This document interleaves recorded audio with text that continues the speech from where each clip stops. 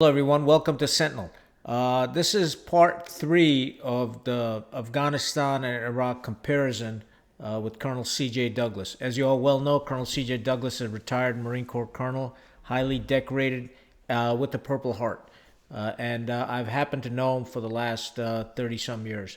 Really a top notch officer, and I value his insights, and I think you will as well. So in part two, we discussed about terrain and geography differences between Afghanistan and Iraq. We talked about the cultural imperatives, how they're so important in dealing with foreign forces. Also talked about how many times unwittingly we support insurgents through various unintended consequences, such as the Taliban being paid to not attack our convoys, or the insurgents in Iraq being paid not to fight us. And over time, they just gain more strength from the resources that we end up giving them. They may be financial or other means.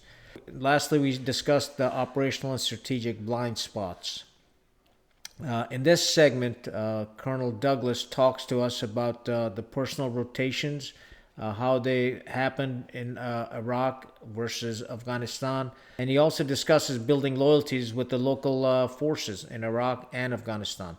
And then we really had a good discussion about repeating the same mistakes from history, because we don't pay attention to history many times, because we tend to think that we know how to do things better. And generally it doesn't work out that way. Lastly, in this segment, we discussed the tactics, what worked and what didn't work. And finally, Colonel Douglas is going to tell us where he feels that he made the most impact during his service in Afghanistan or Iraq. Now, remember, he did 5 combat tours, so he definitely has the depth of experience to comment on a lot of this stuff. But please do watch till the end, and then in the conclusion of this segment, I will give you my analysis on our discussion. Thanks for watching. Just a reminder, please don't forget to hit a like, share, and subscribe, and comment at the end of this segment.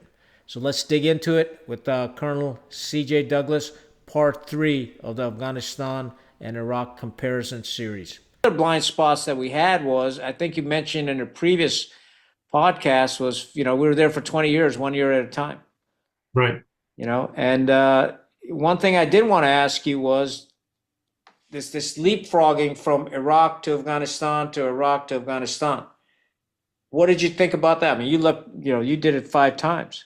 Would it have been better to leave you in Afghanistan for all those tours? It would have been better to either stay in Afghanistan for all those tours or have longer tours, go back for a break, come back to the same spot, and and operate and live and work with the same people. Because when you go back and forth, like, and I saw this, my interpreter saw it, where my interpreter was like, "Sir, you're speaking Pashtun right now." Like, and I'd have to, because the person I was speaking to, like, with the head tilt, like, what are you saying? I'm like, I think I'm right on. Like, you're speaking Pashtun. I need to clean it up. And the same thing happened in Afghanistan. Sir, you're speaking Arabic. Like, because going back and forth, Yeah. it was a Confusion. lot. Yeah. Because you're trying to, and so when then you would explain it, like, I apologize, I was just in Iraq for the past Yeah. year. I just had a flashback. Yeah, I know where I am, but Yeah. my brain isn't keeping up with Yeah. which language is supposed to come out. So that would have been beneficial. We talked about the fact that with the development of the nuclear bomb, you had the Manhattan Science Project. We were in Afghanistan and Iraq for 20 years. Of course, Iraq with a small break before we had to go back because pulling out was the wrong decision. But going back to it, we never put together some sort of long terms, like, what's the end goal? Like, how long is this going to take? Why is it not a good idea to try and template success in one place to the other place and expect the same result? Right. Well, because they're different. And none of that was done. Again, the key personnel from the start of war in Iraq, Afghanistan, or war in Iraq, to the completion, those people should have been brought in as advisors, consultants, planners, Like, what's the way ahead look like? Hey, what we're doing isn't working, so maybe we should change something. Yeah, what the right answer was, I'll tell you what, nothing would have worked. It was a losing proposition from day one Right, because it just sucks you in and it sucks you in deeper and deeper and deeper. Then they collude to keep you sucked in. It's like quicksand, right? right, Because you're spitting out dollars and this is their only opportunity to make money. I mean, think about it, right? So there's nothing would have worked. I mean, if you look at back in history, and we talked about this, there's only been really one person that's conquered, and they were the Mughal Empire, which they actually came from Afghanistan. The Mughals did and conquered South India and Pakistan and South Asia, right? And they're Babur, Akbar. These are the guys that built the Taj Mahal, right, right? That's the empire that I'm talking about, the Mughal Empire, right? Aurangzeb, these they were actually Afghans, they were Pashtuns, right? Conquerors. But the only person that's conquered Afghanistan and held it for a certain amount of time and is still respected to this day, whose Kandahar was named after Sikandar, right? Alexander the Great. Now think about this. I mean, I've spoken to general officers. I said, if you're really serious, I said, don't go there because it'll suck you in and you're not going to win, right? But if you're really serious about it, marry an Afghan. And they looked at me like, Genghis, what are you talking about? I'm telling you, that's exactly what Alexander the Great did. And I think I right, asked you that question. His wife's Western name that we read in history books is Roxanne, right, right? And that same name is in the East also. Roxana is the Eastern name, right? And right, Roxana was from modern day Uzbekistan, Samarkand, Bukhara, that area, right? So when right, he's coming through, Central Asia, he marries into the culture. And that's why they were loyal to him. right, Our generals, they weren't loyal to. They're loyal to you as long as you keep paying them, right, right? So that's not loyalty. That's a form of prostitution, right? So you're a John basically because they know the next general is going to come along. They'll do the same song and dance and they'll get money out of you. So that's not loyalty. That's horseshit, right? So I think that's one of the big things that we never really understood, and we just kept reinforcing failure. And despite what Kenny and all those guys, these are good people. They got the right mindset, and they work their asses off trying to fix an unfixable problem. right, And the smartest thing we could have done was just go home. What I would have done if Khan was in charge for half a day, I would have come to a political agreement with the Taliban. right, You know, that you're responsible for the security, and we just got to come up with a political settlement up top, man. We want to work with you guys. I don't want, and I'd have a couple of B-1s flying up top just to let them know that I'm serious, right? But that's the right, language they understand. And unfortunately, what happened was they were that close to agreeing to let Bin Laden go to a third country and be tried in a third country, and all they wanted was guarantees that he would get a fair trial. And by then, the die had been cast, and Bush just wanted revenge. And so that was the first mistake, Afghanistan. Then we made the same mistake in Iraq. Then we made the same mistake in Libya. And then we made the same mistake in Syria. And these mistakes are just piling up. And right, now the war drums are beating. Boom. Iran is coming up on the horizon. And if we think that Afghanistan and Iraq were tough, stand by for Iran. Much bigger country, greater challenges. And, they lost in the Iran-Iraq war over 1 million people. 1 million right, people died in that war, and they kept fighting. So, and the mindset in that part of the world is, you'll get tired of killing before we get tired of dying. That's the right. way they think. And that's exactly what happens. Yeah. So, I think these are, all valid points, but talk to me about working with the local people. Where were you more comfortable in terms of true relationships, or did you always sleep with a pistol under your pillow in Iraq and Afghanistan, or did you feel more comfortable in Iraq that you weren't going to get, stabbed or something? I don't know if that's a good example. I mean, I live in a safe area here and I sleep with a pistol. So that's just me. But as far Yeah, yeah. as like I had good I had I feel as though Afghanistan, I had a good relationship in Iraq, but the relationships in Afghanistan were more meaningful. Really? Wow. Yeah. Yeah, And I've so always, that's why the withdrawal as it went down was, I mean, it's still a sore point for me. It's just because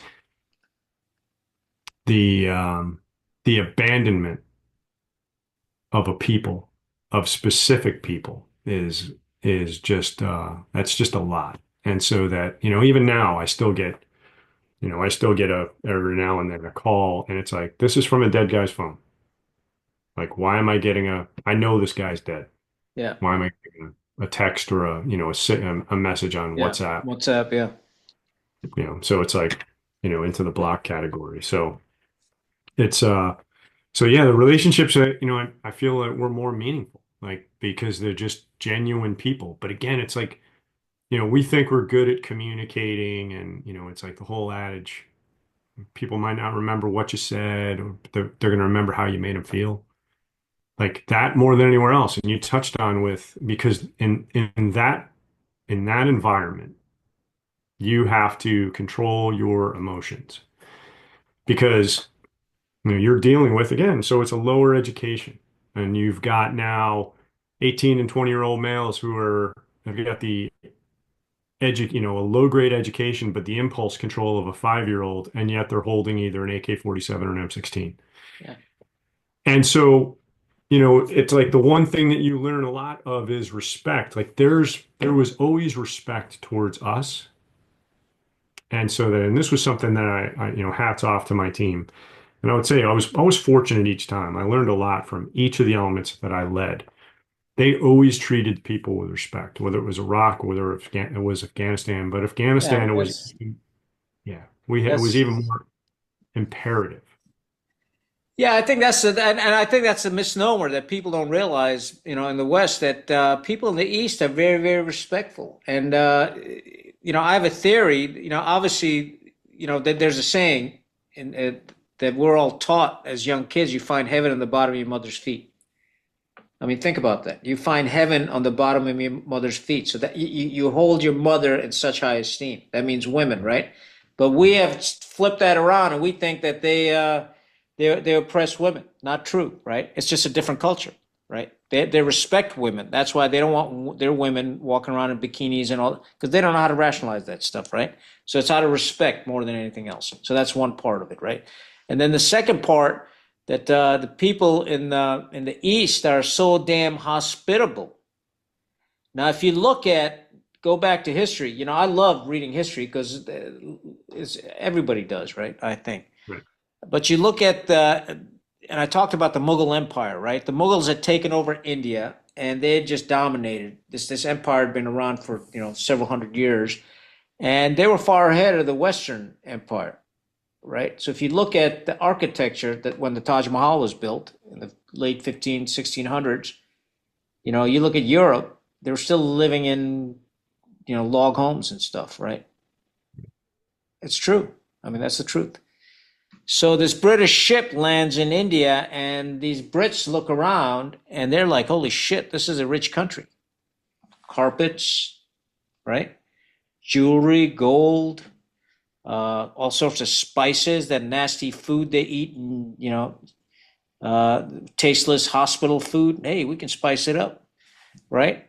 And they even stole the curry. They took the curry back, made it their national dish, right? So my Right. point is, Britain really didn't fight any major wars to take over India. They took over the hospitality. These people received them in as guests because that's what we're taught. Somebody's traveling or something, you treat them. You give them your own bed, you give them your own food, you know. So the British Empire went into India and, as guests and took it over Right. and then subjugated them, right? And then Gandhi comes along and others come along. They say, this is wrong. They're taxing our salt. Salt is free. We get it from the ocean. And so they turn on, on their guests and finally threw their asses out. rightly or wrongly, right? So whichever side. But in the process, when the Brits got thrown out, they got thrown out of Afghanistan, and then they carved up India into three different entities, right? Under the guise of, oh, we're going to create a Muslim homeland. There's nothing Muslim about Pakistan in terms of Muslim history for geographic reasons, right? There's nothing Right. Muslim about Bangladesh. So they moved these populations around to make these population centers. And that was in August of 1947. You go to May 1948, they do the same thing in the Arab lands, right? In Palestine. So back then, about 10% of the land was in Palestine was owned by Jews. They gave them 54% of the land when they split up Palestine under the Right. UN mandate, right? 54 from 10% they go to 54%. Now they've got about 90%, right? Right.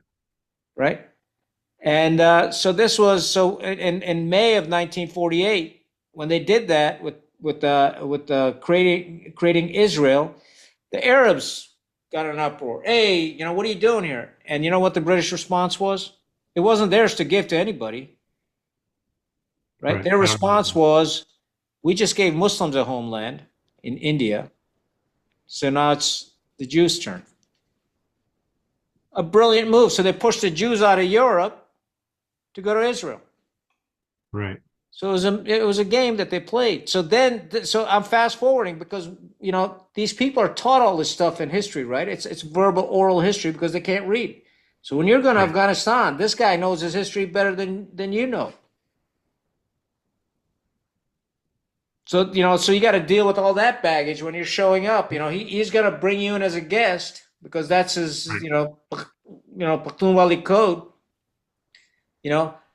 But at the same time, he's going to be really cautious. And then they can smell the difference is then they can smell that you're a good guy. You're a man of honor. They can smell that. Right. And I've seen them smell other officers and they'll come up to me and say, he's a bad guy. I'm like, what are you talking about, man? He's a Marine. No, he's not a good guy, Yeah. because for thousands of years, they can smell it. They can smell people. We give off these, whatever the hell we call it.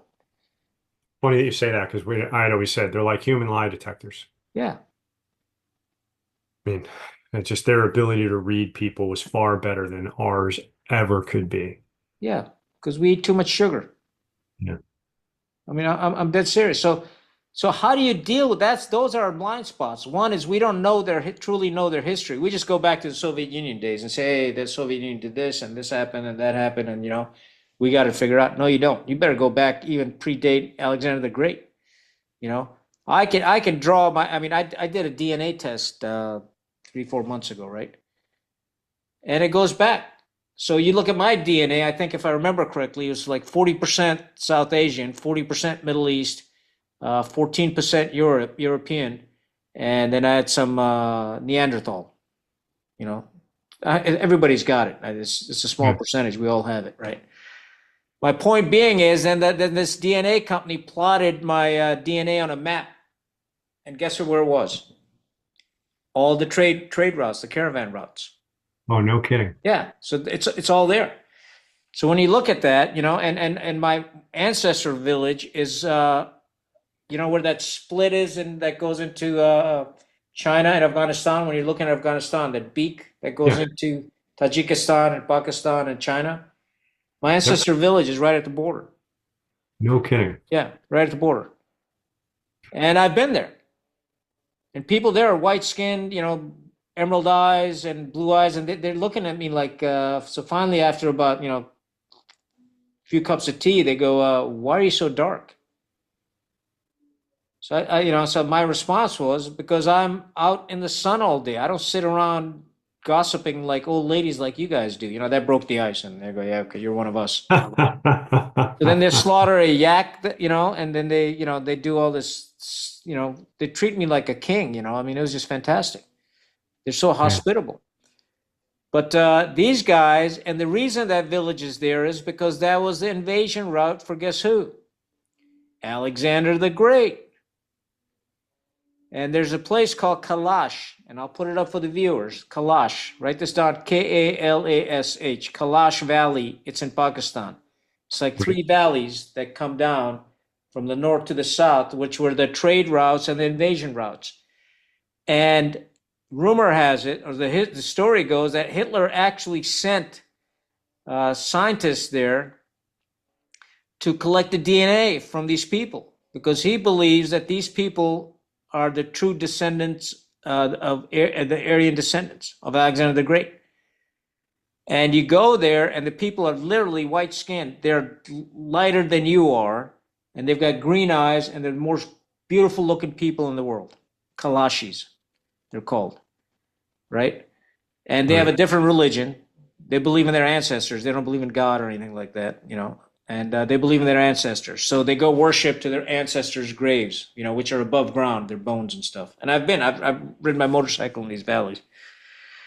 So you know, I mean, it's just fantastic when you get up in these remote areas and you talk to somebody. He will not know how to write his name in any language, but I'll tell you what, he can recite history because it's Right. been ingrained, it's beaten into his head since a young kid.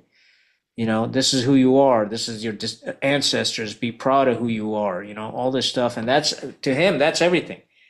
You know, and Right. that's where this budla concept comes in. You dishonor somebody's family, man, they'll come after you like with vengeance, as they should. You know, Right. so it's important, and we kind of forget about it, right?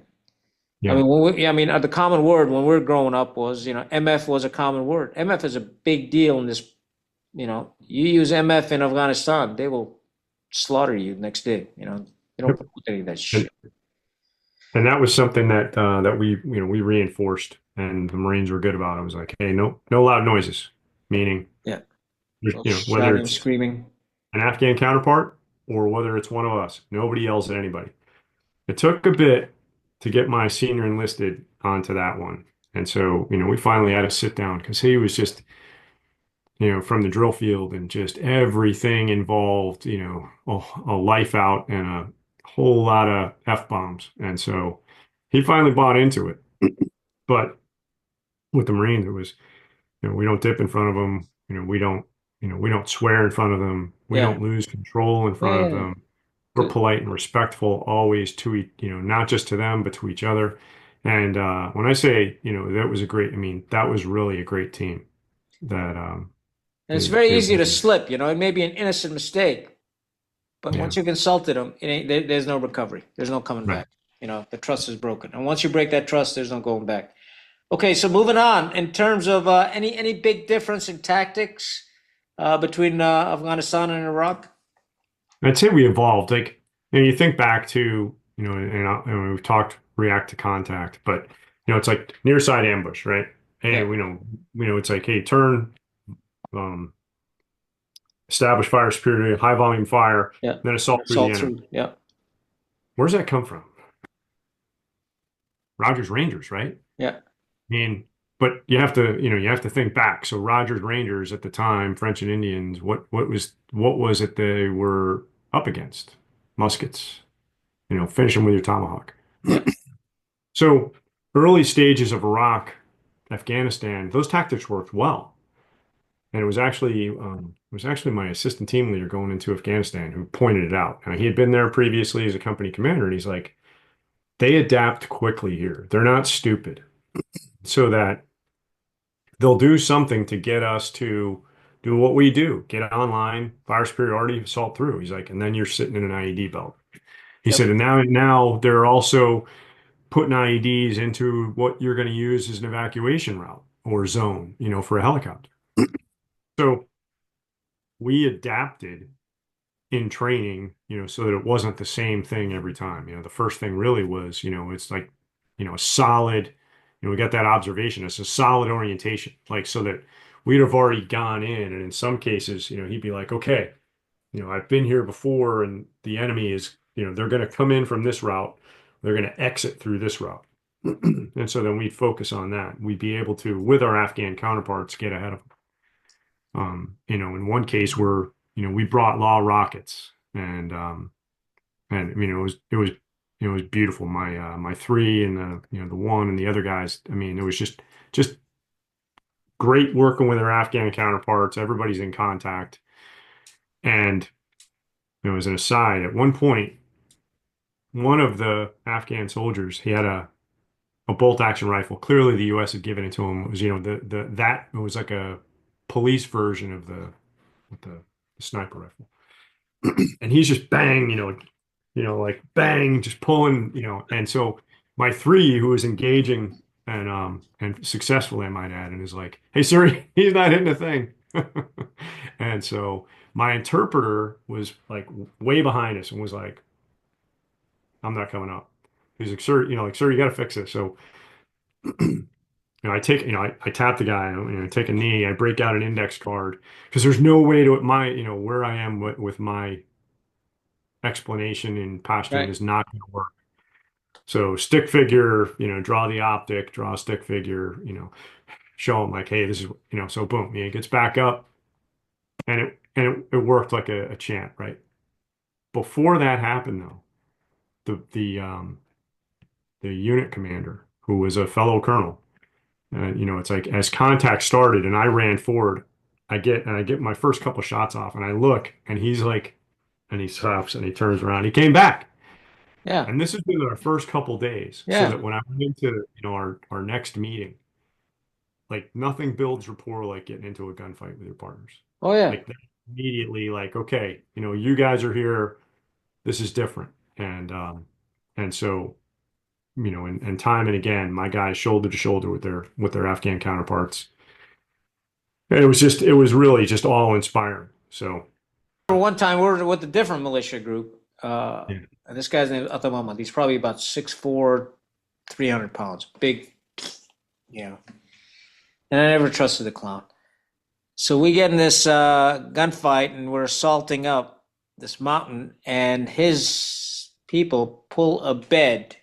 They bring a bed off for him and chairs. So we're going, and he's like, "Where are you going?" So I said, "My Marines." She's like, no, sit here. They'll fight. And, right off the bat, I knew this is the wrong guy, right? Because this ain't right. the right dude. Uh, so I ditched him, and then eventually I found Jal Mahmoud Khan. But when they see us doing that, risking our lives, it just changes the dynamics, right? And I think that's really, really important in developing loyalty. And you definitely earn it by doing that, right? So I think that's incredible. And good on you for doing that. Uh, and the last thing is impact. Where do you think you made the most impact in terms of your, deployment to Iraq versus Afghanistan? I feel like although Afghanistan didn't succeed, I feel like at the local level where I made the most impact was Afghanistan. And in my 13, 14, and then 2018 deployment. So working with the Army in 13 and 14 and the police in 2018. And like, yeah, I really feel like that was where I had the greater impact. Now that said, well, while the invasion, the city of Nasiriyah, we turned over a stable and secure environment. 2005, we went from an area where it was inhospitable to an area that, upon RIP, you could walk out without being in contact. Our last periods were relatively quiet with limited periods of contact, and we had an Iraqi security force that would patrol side by side, execute operations side by side. And then in 2015 and 16, the fact that it was crisis advising where, Ramadi and the upper Euphrates River Valley had fallen and we were able to, by with and through, get them to clear the areas. Like, although that was significant, and I don't know as though it had quite the impact at the personal level that my time in Afghanistan did. I think both would be in a different way, right? Impact. You had Yeah. different impact in Afghanistan as you did in Iraq. I think it's tough to compare. The reason I wanted to compare and contrast this, because I had an ulterior motive here, Yeah, right? It's tough to compare and contrast the two. it is. It's completely different. It's like being on Mars as opposed to being on Jupiter. Right. Complete different environment. And I think one of the biggest mistakes we made as a country was sending these generals back and forth, right? Right. So all this coin crap came out of Iraq, Right. and coin wasn't going to work in Afghanistan, right? Right. Although some of the ideas were brilliant. I mean, I think what McChrystal was trying to emphasize is get off the fobs, get out there, intermingle with the people, things that you were doing, right? So I think Right. that that's very important. And so the notion, so once these generals started cross-decking and polluting, the environment. Oh, you're drinking that hydrogenated water. Good on you. Yeah. Good Uh, recommendation. yeah. So once these generals started, spreading these ideas down below, not realizing at the tactical level, it's a different environment. Yes. And the importance of continuity is critical. You can't take a general from Iraq and keep moving them back and forth, nor can you take a colonel from Iraq and keep moving them back and forth, nor can you take a captain, keep moving them back and forth, or a gunnery sergeant, or a staff sergeant, or a sergeant. Ideally, we should have just kept the force. One force should have been designated. One MEF was Iraq, two MEF should have been for Afghanistan, 82nd Airborne for Iraq, the 10th Mountain, or vice versa for Afghanistan, right? And I think if we had done that, we'd have continuity, and maybe we would have achieved success. Unfortunately, we don't have the courage to make these decisions for the long term at the outset, because everybody thought, oh, 3 years will be out, we're gone. Right. You'll never be in it for 3 years. You're always going to be there for the duration, a generation, right? And that's what essentially we ended up being. And the mistake, once we went down this path, there's no turning back, right? Right. Because as you well know, trying to turn the Pentagon around is mind blowing stuff. It ain't gonna happen because the bureaucracy will outlast you. They're counting the days. They're already counting the days for the midterm elections, right? So Trump's been in office, what, about 90 days? There's about 700 days to the midterm election, so you got 610 days. And I guarantee you, there's some fat civilian, I shouldn't use that word, excuse me, a robust, rotund civilian sitting in the Pentagon that's putting a check on the calendar. He's Yep. going to outlast them, and this administration will be gone, or the Democrats will take over. And unfortunately, what's just happened with this Signal app nonsense, and I just published a podcast on that before we came on. Is just going to give more fuel, right? These people don't know what they're doing. The wheels are coming off, blah, blah, blah, and all this horse shit, right? Right. Although I support what the president's doing, I think we need to freaking just cut the fat off and a lot of the thing, because times have changed, right? And some of the government offices that we have, we may not need them, but and focus on America first. I'm a big fundamental believer of that. I've always believed in that. I have zero allegiance, loyalty to any other country but America, period. That's it. And I think more Americans need to think that. I don't hyphenate my name. I don't do any of that shit. I'm a freaking American, and I fundamentally believe in the Constitution. So having said all that, I think, it's important to realize that the two theaters of war were different. Because of our Yes. ignorance, we assumed a lot of people think Afghanistan's in the Middle East. It's not. It's in Asia. No. It's in Central Right. South Asia, right? But Yep. a lot of people, a lot of people think Iran is in the Middle East. I'll tell you another little quick one, right? There's a bunch of general officers that I was talking to, and they're all this coup d'etat and all this horse shit. It just bugs the hell out of me. And I asked them, name me. We're talking about Ukraine, Russia, and obviously Iran. No, sorry, it was Russia, Iran, and China. That's what we're talking about. And I said, Right. name me 5 cities in each. Right answer is 15. Right? You should be able to name 15 cities. Right. Right? The average was 7. One guy got 9. That tells you a lot, doesn't it? Does.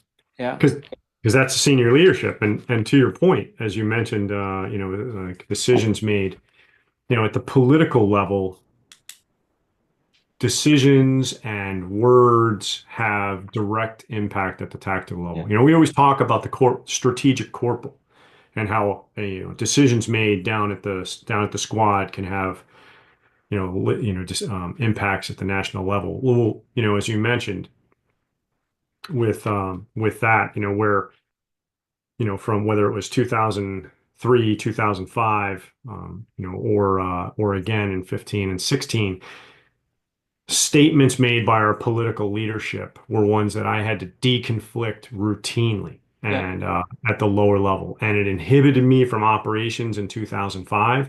And it was, if I would say if my 2015-16 deployment was in Afghanistan, it would have been the direct result of an insider attack. And the reason why was one of the staff officers had a cousin who was killed, and the um, Secretary of Defense, God rest his soul, Ash Carter, had made the statement of how they lacked will, and he was like, just immediately upon the first meeting, just right toe to toe, my cousin was just killed, and Yeah. how do you say he lacked will? How do you say I lack will? I'm like, well, I never said it. I just met you, Yeah. and trying to de-escalate, trying to negotiate the Yeah. situation, and it just finally got to the point where he's like, you're Ash Carter, but every day until they transferred him the day started out with, I do not lack will, Colonel CJ. I'm, Yeah. He's proven. I'm Yeah. here. And so, that said, so, there was no accountability for that as well. You mentioned like, hey, we transition people back and forth. In 2013, an adjacent unit, town commander, his security element came with us to one of the meetings with our Afghan counterparts. Their headquarters was in a building that they had taken over. There were five buildings, they're clearly owned by previous drug lords, but they were pretty nice. Hmm.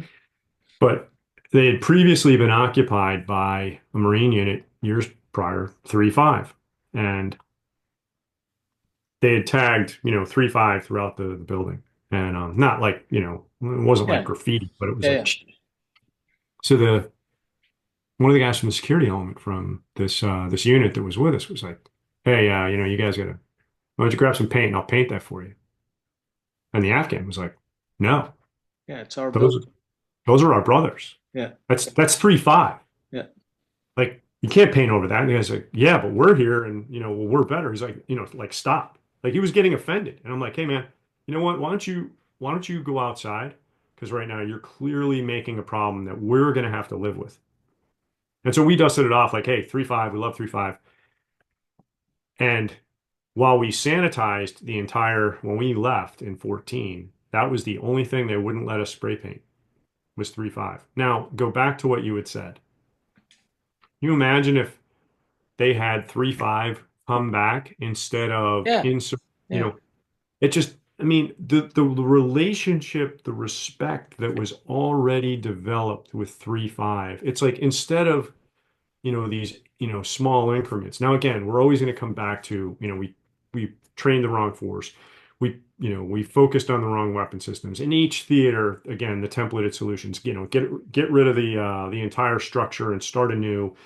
And even the policies, like nobody can own a weapon. Hey, do this clearing op. And okay, so like in America, we've got, the Second Amendment. Like people can own, they have a right to bear arms. You're saying they don't here?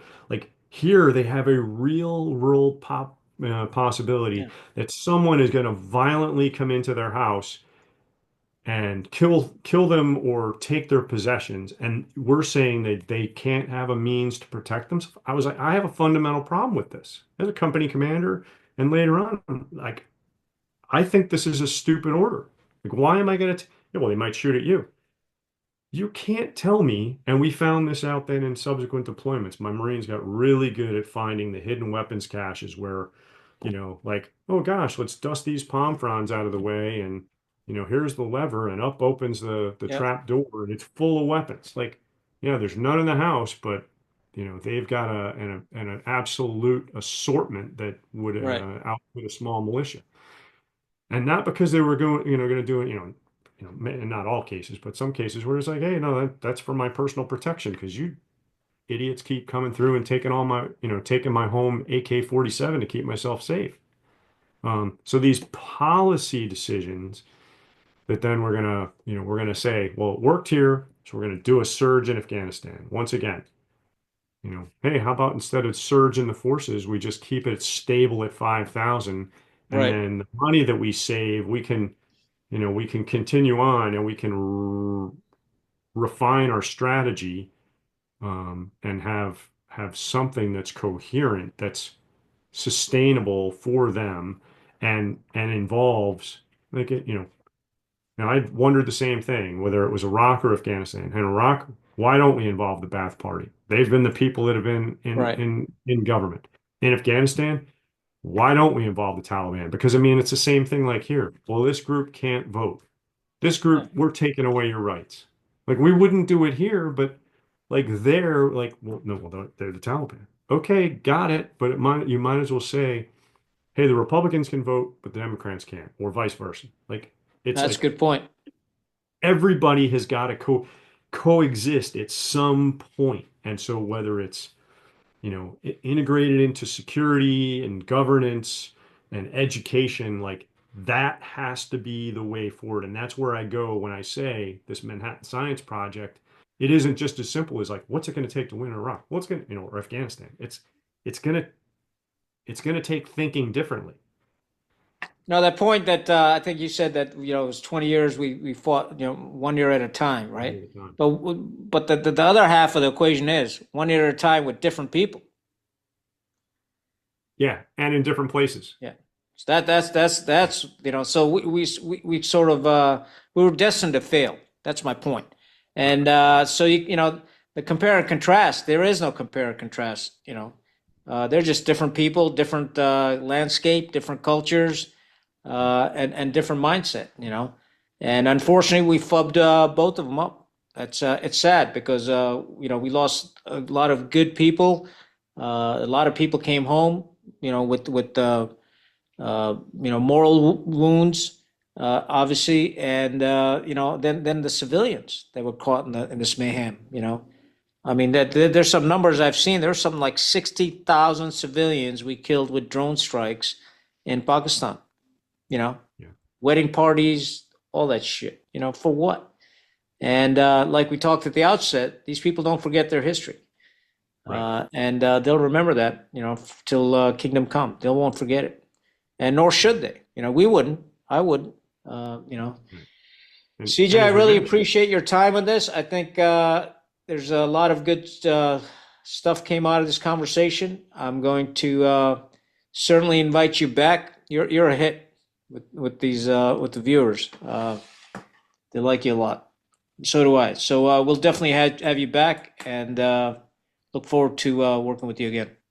yeah, I appreciate it. I appreciate the each conversation. I come away feeling a little bit more educated at the same time, thinking, in retrospect, well, there came to a point where I thought it's like, okay, I'm starting to realize there's a lot I don't know, and started to get more comfortable. Like, yeah, I know. Like each time we talk, I'm like, yeah, there's so much I just didn't grasp. So these have been beneficial to me. I appreciate the time. Thank you. Thank you. Okay, so that was a pretty good segment, part three with Colonel C.J. Douglas for the Afghanistan-Iraq comparison series. Now, many of the people think that the cultural and the geographic differences are fairly obvious, but there's a whole other set of issues that we learned through our discussion, and the first one was that there is no comparison between the two theaters of war. As you well know, it's quite similar to World War II, where we had the European theater of war and we had the Pacific theater of war. Completely different, and we needed different types of tactics and techniques and different type of leadership to be able to operate in those theaters. I think one of the fundamental errors that we made during the global war on terrorism was taking general officers and senior leadership and cross-decking them between these theaters. So a lot of these ideas came from Iraq. They may have worked or may not have worked in Iraq, and they try to bring them into Afghanistan, and we failed miserably. It's very important when we go to conflict that we maintain the continuity in leadership. You can't not have the senior leadership change out every year and whatnot. But the reason that's important is because it builds relationship, it builds confidence, and it builds a greater understanding of the culture and the regional nuances. And the other thing I learned is that politicians really need to think about what the hell they're saying. Some of the comments that Nancy Pelosi and Ash Carter made had impact on the ground, because people in these countries, they're more in tune to what America and what our politicians are saying, because their lives depend upon it. And when our politicians say the wrong thing, they get offended. And when they get offended, then we have this blue on green type incidents.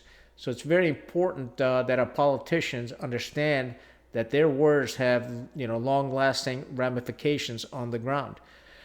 And so I really enjoyed this segment. We will have a part 4 that will bring up to wrap everything up between Afghanistan and Iraq. And it's been an outstanding series so far with Colonel C.J. Douglas. Please don't forget to leave a comment, hit a like, share, and subscribe. And that's all I got. Stay rugged, stay united. Khan out.